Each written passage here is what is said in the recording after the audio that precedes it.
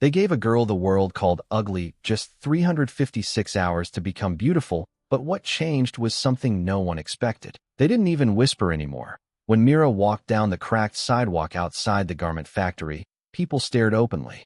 Some laughed. Some shook their heads like her body was a public mistake that offended them personally. Kids on bikes rode past and chanted, "Ugly, ugly," until the words stuck to her skin. Mira was poor. She was overweight. Her clothes were always a size too tight or 2 sizes too old. And in a world that measured worth by mirrors and money, she was invisible. Except when people wanted something to mock at home, her room was no bigger than a storage closet. A thin mattress on the floor. A mirror with a crack running straight through her face like a warning. She avoided it most days. That night, scrolling on her battered phone, she saw the ad. 356 hours. Total transformation. No excuses. It promised beauty, confidence, a new life. She laughed at first, then she cried. And then, for the first time in years, she tapped apply. The interview wasn't glamorous, and that alone should have warned Mira that nothing about this place was meant to feel human. The room was stripped of comfort in every possible way. No windows, no art, no clock, just 4 white walls so bright they felt surgical, like they were designed to expose flaws rather than hide them.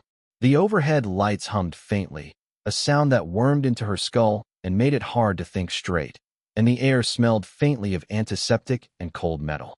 Mira sat on a metal chair bolted to the floor, her hands folded tightly in her lap to stop them from shaking, her knees pressed together as if making herself smaller might somehow protect her. Across from her sat a woman in a sharp black suit, her posture perfect, her face unreadable, her eyes moving slowly over Mira as if she were cataloging defects. Not curiosity, assessment. Like Mira was a specimen pulled from a failed batch. The woman didn't introduce herself. She didn't smile. She simply tapped the tablet once and looked up. "Why do you want this?" she asked, her voice calm, flat, almost bored. The question hung in the air heavier than it should have. Mira opened her mouth, closed it again, then swallowed hard. 1,000 answers crowded her throat, because she was tired of running, because she was tired of being invisible, because the world had already taken everything from her. But what came out was raw and ugly and honest. Because I'm tired of being treated like I don't deserve air. The words surprised even her. Her voice cracked, but she didn't look away. For a brief moment, something flickered in the woman's eyes. Not sympathy, not shock, just acknowledgement, like a scientist noting an unexpected reaction. "This is not redemption," the woman said, unbothered. "This is not opportunity. You will be monitored for 356 hours. Every choice will be controlled. What you eat, when you sleep, where you stand, how long you endure discomfort." She paused, then added, "Pain tolerance will be tested." Myra's stomach twisted. She thought of cold nights spent pretending hunger was a choice, of bruises she never explained, of doors closed in her face with polite smiles. Pain wasn't new. Control wasn't new. The woman leaned back slightly. "You quit, you leave with nothing. No compensation. No medical coverage. No legal recourse. You will sign away your right to complain, record, or remember details." Mira nodded before fear could change her mind. The woman slid a thick contract across the table. The pages looked endless. Dense paragraphs. Clauses stacked on clauses. Warnings buried in language designed to confuse. Mira didn't read every word. She couldn't afford to. She signed with a hand that trembled so badly the pen scratched through her name twice. The woman collected the papers without comment. "You'll be contacted," she said, already standing. That was it. No handshake. No reassurance. Mira was escorted out through a hallway that felt longer than it should have, the walls narrowing subtly, the lights dimming just enough to make her feel disoriented. When she stepped outside, the sun was too bright, the noise of the city too loud, like she had been underwater and suddenly forced to breathe. Her phone buzzed in her pocket. One message. Unknown sender. "Congratulations. You were selected." Mira stared at the screen, her reflection faintly visible in the glass. Eyes hollow, lips pale, shoulders hunched like she was bracing for impact. Selected sounded like victory, like luck, like someone had chosen her because she was special. She didn't understand until much later, until the doors locked behind her and the rules began, until she saw the empty bunks and the names crossed out, until silence filled the spaces where people should have been. Selected didn't mean she was the best. It meant she was the one with nothing left to lose. No family to call. No reputation to protect. No one who would ask. They took her phone first, quick and efficient, sliding it into a gray lockbox without ceremony, as if it were a contaminated object rather than the last thread tying her to the outside world.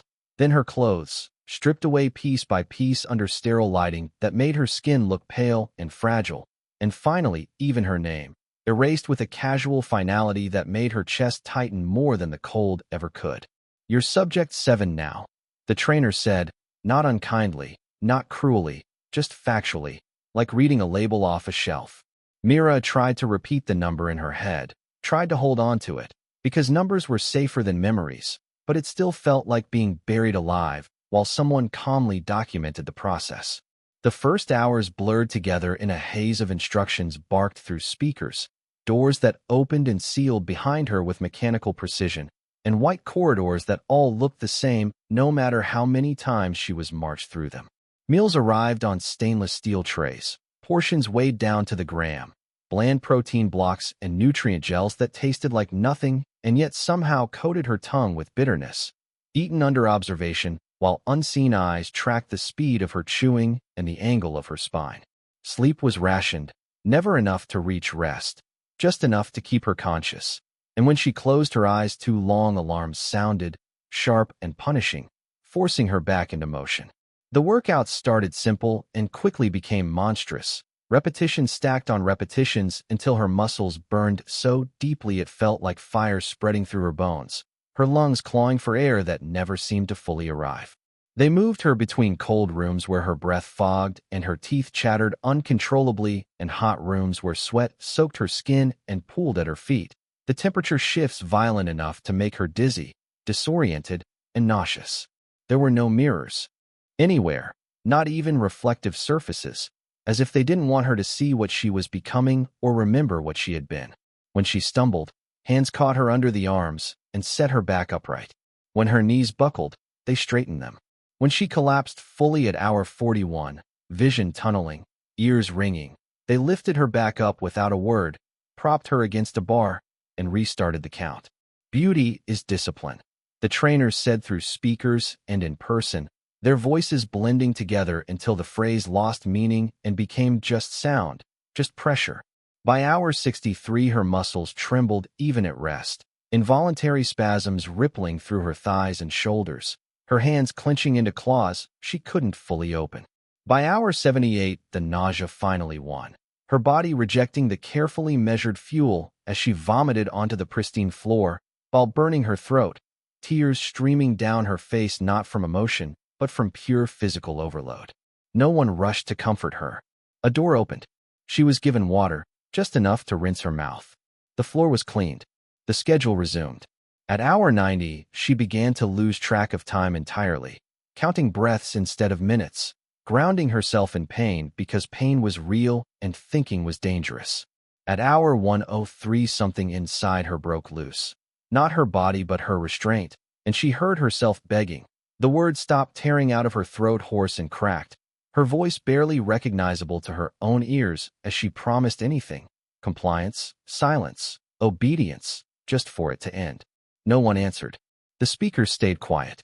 The trainers didn't react. Her begging dissolved into sobs, and then into nothing at all, because crying took energy she couldn't spare. And yet, beneath the exhaustion, beneath the hunger gnawing at her insides like an animal with teeth, something unexpected began to surface. It wasn't hope. It wasn't beauty. It was awareness. Her movements, once clumsy and panicked, became more precise. Her breathing, once ragged, found rhythm. Her body, stripped of comfort and illusion, adapted with brutal efficiency, muscles hardening, reflexes sharpening, pain no longer shocking but informative, a signal rather than a threat. She noticed she could hold positions longer, push through burn that would have destroyed her days ago, endure without dissociating completely. The trainers still watched. The lights still burned. The rules never softened. But somewhere between hour 110 and hour 120, as she stood shaking yet upright under unforgiving heat lamps, sweat dripping down her spine, heart pounding steady and strong. Mira, Subject 7, understood something they hadn't told her and maybe didn't care about. They weren't sculpting beauty. They were forging something far more dangerous. And despite everything, despite the breaking and the silence and the erasure, it was working. Somewhere after hour 120, without warning or explanation, they stopped focusing on her body, and the absence of pain was so sudden it felt like a trap, like the quiet before something worse. The workouts softened, the temperature games ended, the physical strain dialed back just enough for her muscles to recover but never relax, and Mira quickly learned that this was not mercy, it was preparation. The rooms changed. Fewer machines, more screens. Chairs bolted to the floor facing walls of monitors that flickered to life the moment she sat down. The first video began without sound, grainy footage of a younger Mira in a crowded space, shoulders hunched, eyes down, people around her laughing, whispering, glancing her way. Then the sound faded in. Mocking voices. Comments she remembered too well. Too quiet. Too plain. Too much. Too little. The footage cut to another clip, then another, strangers dissecting her existence like it was entertainment. She tried to look away, but a soft restraint slid over her wrists, not tight enough to hurt, just firm enough to remind her that escape was not an option.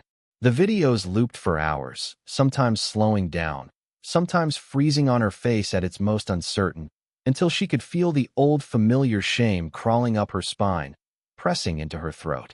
When the screens finally went black, she thought it was over. Then she heard her own voice. "I'm ugly." The words echoed around the room, distorted slightly, played back through speakers hidden in the walls. "I'm worthless." Her stomach dropped. She hadn't remembered recording those words, but the tone was unmistakable, defeated, apologetic, small. The door opened and the therapist entered, a woman with calm eyes and a clipboard held loosely at her side, as if this were a casual conversation rather than a dismantling. "Say it again," the therapist demanded, her voice steady but sharp enough to cut. Mira shook her head, panic flaring. Hot in her chest, her jaw clenching as if refusing might somehow protect her. "Say it," the woman repeated, stepping closer, unblinking. Myra's mind raced, instincts screaming to comply, to survive by surrendering. But something else stirred beneath the fear, something forged in the last 100 hours of endurance. She closed her eyes, inhaled slowly, deeply, feeling her lungs expand fully for the first time in days. When she spoke, her voice was hoarse but controlled. "I was taught to believe that." The words landed heavily in the room, heavier than any insult ever had. Silence followed, thick and deliberate, stretching long enough that Mira wondered if she had failed another test. Then the therapist smiled, not wide, not warm, but genuine, and it was the first real expression Mira had seen since entering the facility. From that moment, everything shifted. The videos didn't stop, but they changed. Now they paused them mid-insult and dissected the language, the body language, the power dynamics, forcing Mira to analyze rather than absorb. They taught her how humiliation was engineered, how self-hatred was planted and watered until it grew roots so deep it felt natural. Sessions followed where she had to maintain eye contact with strangers who tried to interrupt her, belittle her, rush her words, and she learned to keep speaking anyway, her voice steady, her posture grounded. They corrected the way she stood, shoulders back not stiff but open, chin level not defiant but certain. They trained her to sit without crossing her arms, to occupy space without apology, to walk into a room and pause instead of rushing to fill silence. She practiced speaking sentences without qualifiers, removing sorry, just, maybe, and replacing them with stillness. They taught her how to breathe before responding instead of reacting, how to let discomfort exist without shrinking to soothe others. At first it felt unnatural, like wearing someone else's skin, but repetition carved pathways in her mind the same way pain had carved strength into her body. At hour 180, they introduced memory reconstruction, replaying moments she had labeled as failures and forcing her to narrate them again, this time without blame, without distortion, until the stories sounded different, neutral, factual, survivable. By hour 200, exhaustion took on a new texture, not physical collapse, not emotional overwhelm, but a strange clarity, as if the constant internal noise had finally quieted. That was when they led her into a small room she hadn't seen before. One wall was covered entirely in reflective glass. "Look," the therapist said. Mira hesitated, heart pounding, old fear flaring instinctively, then stepped forward. The woman staring back at her felt unfamiliar in a way that made her breath catch. Her posture was different. Her gaze steady. Her face carried marks of exhaustion. Yes, and discipline, and change, but not fear. Not the flinching anticipation she had worn her entire life like a second skin. She tilted her head slightly, studying the reflection, waiting for disgust or shame to surface, but it didn't. Not because the woman was beautiful. Beauty had nothing to do with it. It was because she looked present, grounded, unafraid of being seen. Mira raised her eyes to meet her own reflection fully, and for the first time, she didn't feel the urge to disappear. She felt ready. The reveal, the final stage, didn't begin with pain or isolation or darkness, and that alone made it the most terrifying phase of all, because for the first time since entering the program, Mira was no longer being hidden. She was being prepared. The rooms grew warmer, softer, filled with people who spoke gently but never casually, hands moving with purpose as they measured, adjusted, refined. They dressed her carefully, fabrics chosen not just for appearance but for movement, for how she would stand, how she would breathe, how the light would hit her shoulders when she turned. Stylists worked on her hair strand by strand, shaping it not into softness but into intention, every choice deliberate, every angle calculated. Makeup was applied with surgical precision, not to mask flaws but to sharpen presence, to guide the audience's eyes exactly where they wanted them to look. Cameras appeared everywhere, silent lenses tracking her from every side, documenting her walk down hallways, her stillness in waiting rooms, her face when she thought no one was watching. She felt exposed in a way she had never experienced before, stripped not of clothing or privacy, but of invisibility. At hour 260, she was briefed on the narrative, the carefully crafted story they would sell to the world. Transformation, redemption, miracle. Words polished until they gleamed. "Remember," the producer whispered as they clipped a microphone near her collarbone, leaning in close enough that she could smell expensive cologne and nervous ambition. "The world expects a miracle." Mira nodded, but inside something hardened, something steady and unyielding. She had learned by now that miracles were distractions, shiny lies meant to keep people from noticing the machinery underneath.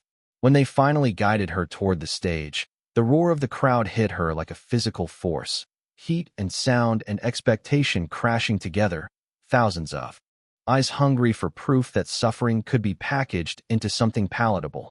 The lights flared so bright they erased the audience at first, turning them into a single dark mass, and for a brief second old instincts screamed at her to shrink, to brace, to disappear. Instead, she planted her feet and lifted her chin. When the lights adjusted, she saw faces frozen mid-reaction, mouths parted, eyes wide. The crowd gasped, not because she was flawless, not because she looked unreal or untouchable, but because she stood tall in a way that demanded attention, spine straight not from training, but from certainty, gaze level and unflinching. She didn't rush. She didn't fidget.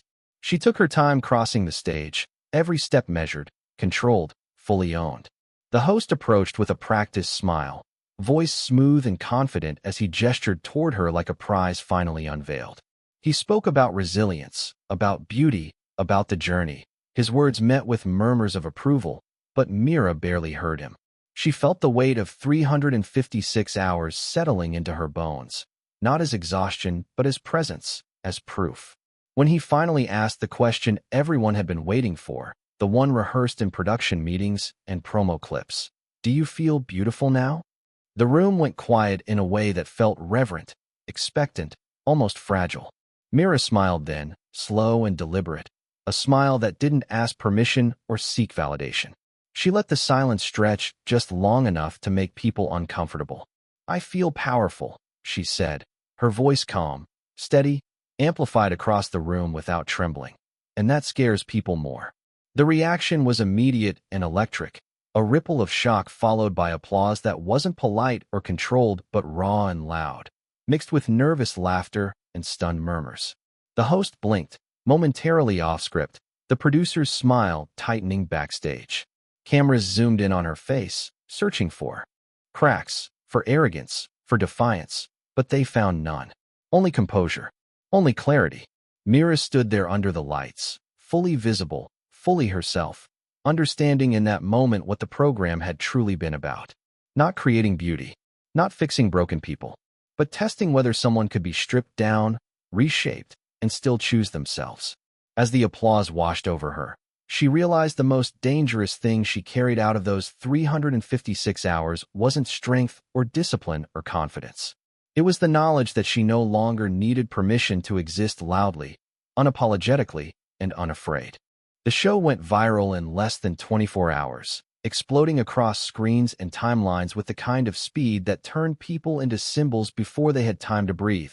And Mira watched it all from a small, quiet room where no cameras followed her anymore.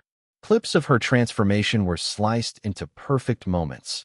The gasp of the crowd, the stillness of her posture, the calm certainty in her voice, and pushed into algorithms hungry for meaning. Comment sections filled instantly, thousands at first, then millions, the tone shifting in waves from disbelief to awe to discomfort. Some called her inspiring, proof that discipline could rewrite destiny, that pain could be refined into power if you endured it correctly.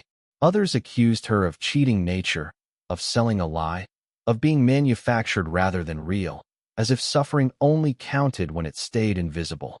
Analysts dissected her body language frame by frame. Psychologists speculated about her mental state. Critics argued whether the program was ethical or genius, and brands circled like birds sensing opportunity. The offers came fast and relentless. Beauty lines, fitness empires, motivational tours, contracts promising money, fame, and safety if she would just keep playing the role they had written for her. Mira listened politely, thanked them, and refused every single one. The decision confused people more than her transformation ever had. Headlines questioned her sanity, her strategy, her gratitude. Why walk away when you'd finally been chosen? Why disappear when the world was watching? But Mira understood something they didn't. The program had ended, but the test had not. She returned to her old neighborhood quietly, without announcements or press, walking streets that once made her feel small and now simply felt familiar. The buildings hadn't changed. The looks hadn't changed. But she had, and that was enough. She didn't come back to prove anything, didn't arrive with speeches or before and after photos. She built something instead, slowly, patiently, in borrowed rooms and community centers that smelled like dust and hope. A free program. No cameras. No contracts. No transformations promised. Just time, discipline, and truth. She taught posture before confidence, breath before speech, awareness before ambition. She taught people how to stand without shrinking, how to speak without apologizing, how to question the voices they had mistaken for their own thoughts. There were no mirrors at first, no measurements, no comparisons. Just repetition and presence and honesty about how power actually grows. People came hesitantly, suspicious of anything that claimed to help without demanding something in return, but they stayed. Weeks passed, then months. Mira never corrected their appearance, never told them what they should want to become. She only showed them how to stop disappearing. One afternoon, as the room emptied and chairs scraped softly against the floor, a little girl lingered near the door, fingers twisting the hem of her shirt, eyes fixed on Mira with a familiar mixture of fear and hope. She pointed shyly and whispered, "They say I'm ugly too." The words landed gently but deeply, echoing across years Mira had spent believing the same lie. She knelt down so they were eye level, her movements unhurried, her presence steady, and she said softly, without anger or pity, "They lied to both of us."